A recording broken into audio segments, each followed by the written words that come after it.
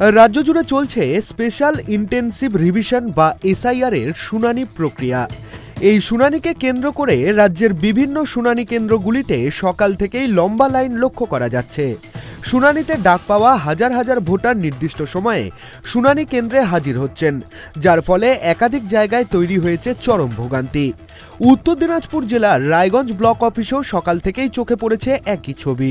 প্রবীণ বৃদ্ধ বৃদ্ধা থেকে শুরু করে দিনমজুর সকলেই ঘন্টার পর ঘন্টা লাইনে দাঁড়িয়ে শুনানির অপেক্ষায় রয়েছেন। অনেকেই অসুস্থ শরীর নিয়েই শুনানি কেন্দ্রে এসেছেন।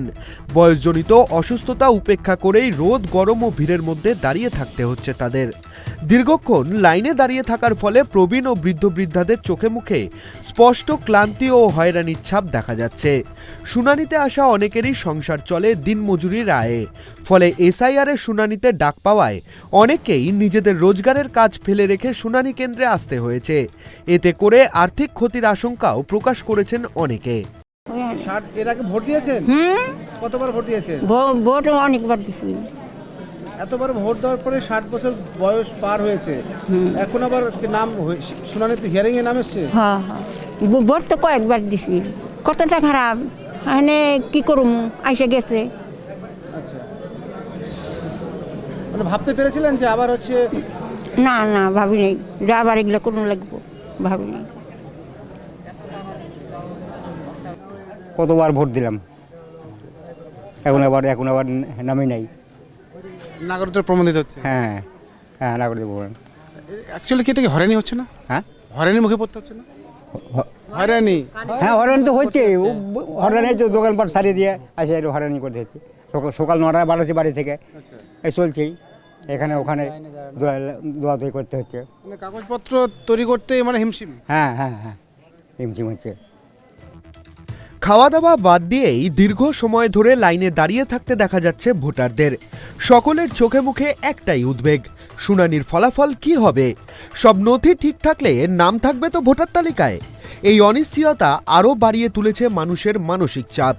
এই পরিস্থিতির মধ্যেই শুনানিতে আসা সাধারণ মানুষের পাশে দাঁড়িয়েছেন রায়গঞ্জের বিধায়ক কৃষ্ণ কল্যাণী।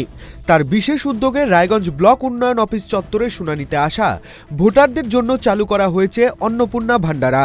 এর মাধ্যমে শুনানিতে আসা মানুষজনকে বিনামূল্যে খাবারের ব্যবস্থা করে দেওয়া হচ্ছে। 1450 দিনের উপরে আমার অন্নপূর্ণা ভান্ডারার যেটা রুটি সবজির গাড়ি আছে, সেটা প্রতিনিয়ত আমি পরিষেবা দিই।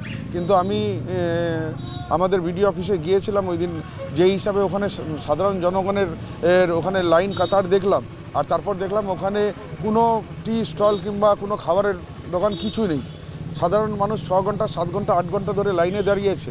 তাদের যা কষ্ট, সেই কষ্ট যাতে আমি নিবারণ করতে পারি, সেই জন্য অন্যান্য জায়গায় কিছুদিনের জন্য পরিষেবা বন্ধ করে আমি বিডিও অফিসের ওখানে করেছি। কেননা ওখানে 600 700 800 লোক ডেলি আসছেন, হ্যাঁ, ভাবেন হিয়ারিংয়ের জন্য। তো তাদের খাওয়া দাওয়ার অসুবিধা হচ্ছে। আজকে ওই গাড়িটা ওখানে থেকে মানে তারা পরিষেবা নিচ্ছেন, আর তাদের অনেকটা কষ্ট নিবারণ হচ্ছে। এটাতে সত্যি আমার মনের দিক থেকে। পাশাপাশি শুনানি সংক্রান্ত যে কোনো সমস্যা, নথি সংক্রান্ত জটিলতা বা তথ্যের প্রয়োজন হলে তাৎক্ষণিক সমাধানের জন্য একটি বিশেষ সহায়তা কেন্দ্র খোলা হয়েছে। এই সহায়তা কেন্দ্রে স্বেচ্ছাসেবকরা সার্বক্ষণিকভাবে সাধারণ মানুষকে সাহায্য করে চলেছেন। বিধায়কের এই মানবিক উদ্যোগে কিছুটা হলেও স্বস্তি ফিরেছে শুনানিতে আসা ভোটারদের মধ্যে। দীর্ঘ অপেক্ষা ও অনিশ্চয়তার মাঝেও খাবার ও সহায়তা পেয়ে কৃতজ্ঞতা প্রকাশ করেছেন বহু মানুষ। তাদের বক্তব্য, এই ধরনের উদ্যোগ না থাকলে হয়তো ভোগান্তি আরো অনেক বেশি হতো। রায়গঞ্জে আসছিলাম বিডিও অফিসে। হ্যাঁ, এসআইয়ের কারণে না, মানে আমার ভোটারের নাম আর কি খারাপ হয়ে গেছিল, ওটা সংশোধন করতে আসছিলাম। হ্যাঁ, খিদে পেয়েছিল। দেখছি যে এখানে খাবার বাড়ছে কৃষ্ণ কল্যাণীর গাড়ির দা। তো এখানে আমরা টাইম হয়ে গেছে খাবারই, লাঞ্চের টাইম। তো তার জন্য আর কি আমরা এখানে খাওয়া দাওয়া করছি আর কি। ভালো আনন্দ লাগছে, সবাই মিলে খাচ্ছি। খাবার কোয়ালিটি কেমন আছে? খাবার কোয়ালিটি তো ভালোই আছে ইনশাল্লাহ, খাবার কোয়ালিটি খুব ভালো আছে। মানে এটা তো মানে শুধু একদিন না, প্রতিদিনই দেখেন খাবার? হ্যাঁ, এরকম আমি প্রায় গত জায়গায় দেখছি। খাবারটা কে দিচ্ছে? কৃষ্ণ কল্যাণী। কদিন থেকে দিচ্ছে? অনেক দিন থেকে দিচ্ছে। খাবারের স্বাদ কেমন? ভালো। আপনারা নেন, প্রতিদিন খান?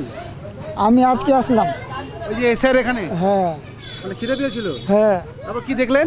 ওই যে খানাটা বাটাচ্ছে, তো দেখি লেনি, খাইনি।